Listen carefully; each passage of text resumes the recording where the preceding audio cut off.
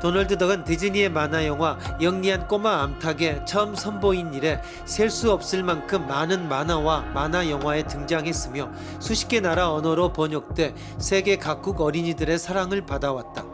디즈니의 최장수 캐릭터 중 하나이다.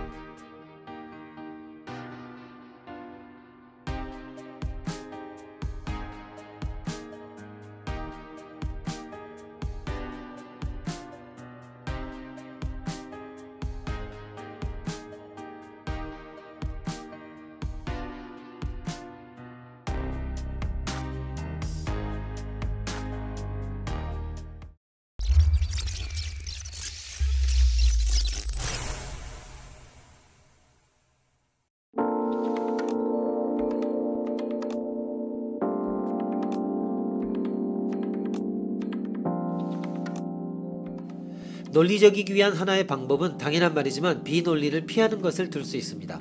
그러기 위해서는 정신의 훈련이 필요합니다.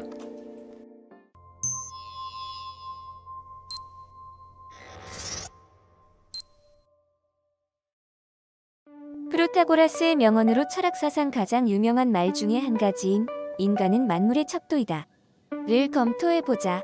전제 1. 참과 거짓은 문장만이 가지는 성질이다. 전제 2. 문장은 인간의 언어로 만들어진다. 전제 3. 인간이 존재하지 않으면 인간의 언어는 존재하지 않는다. 중간 귀결. 인간이 존재하지 않으면 참도 거짓도 없다. 전제 1, 2, 3에 의해 결론. 인간이 없으면 진리는 없다. 이 결론이 이른바 진리의 인간 중심주의 또는 진리의 인간 척도설이다. 대부분의 사람은 다음과 같이 생각하지 않을까? 인간이 없으면 진리는 없어. 그렇지만 인간이 있든 없든 진리는 있어. 생물이 인간으로까지 진화하지 않았던 시대에도 지구는 돌고 있었듯이 인간이 언어로 말을 하든 하지 않든 지구가 도는 것은 사실이며 진리야. 이러한 진리의 객관주의, 진리의 실제론을 전제로 하여 사는 것이 우리들에게는 보통이다. 과학의 기반도 그것이다. 위 논증은 결론으로 진리의 인간 척도설이 발음을 이끌어내고 있다. 논증이 우리의 상식과 맞는지 검증하려면 논증 과정을 모두 점검해 봐야 한다. 잘못을 바로잡을 체크포인트를 짚어보시오.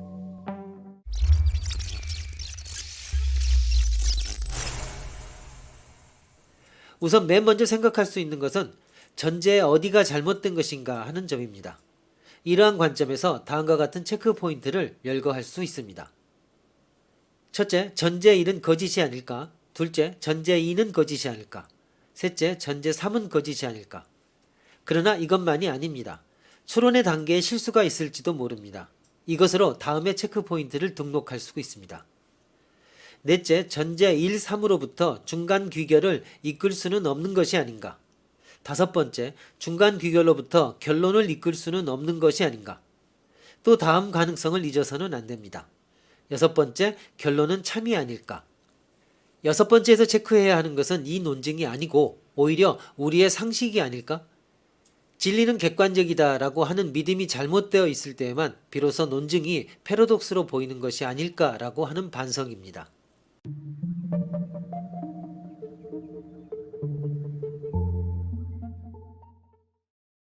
첫 번째는 유력한 용의자입니다. 참과 거짓은 문장만이 가지는 성질이다 라고 하는 전제일은 과언이라고 느껴집니다.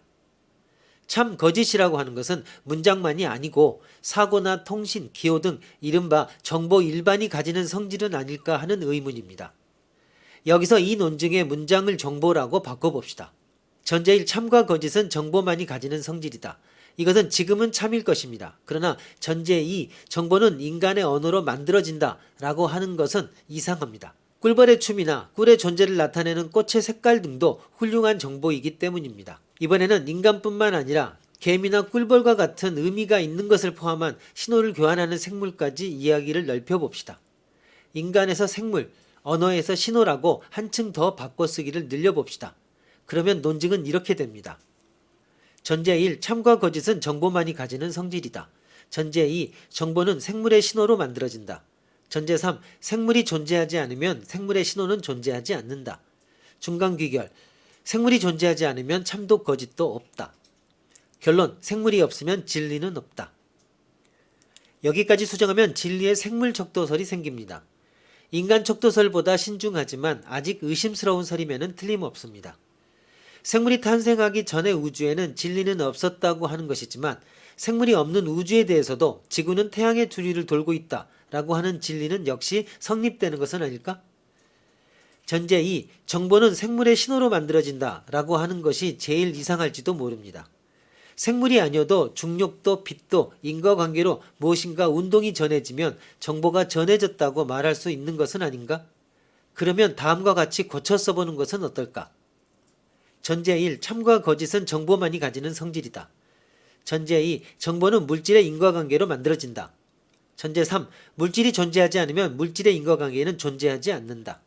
중간 귀결, 물질이 존재하지 않으면 참도 거짓도 없다.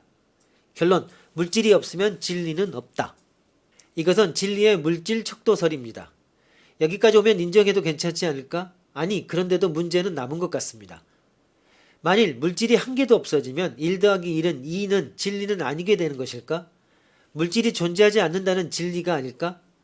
물질은 존재한다는 것은 거짓은 아닐까? 즉 물질이 없으면 진리는 없다라고 하는 결론은 여전히 의심스럽습니다.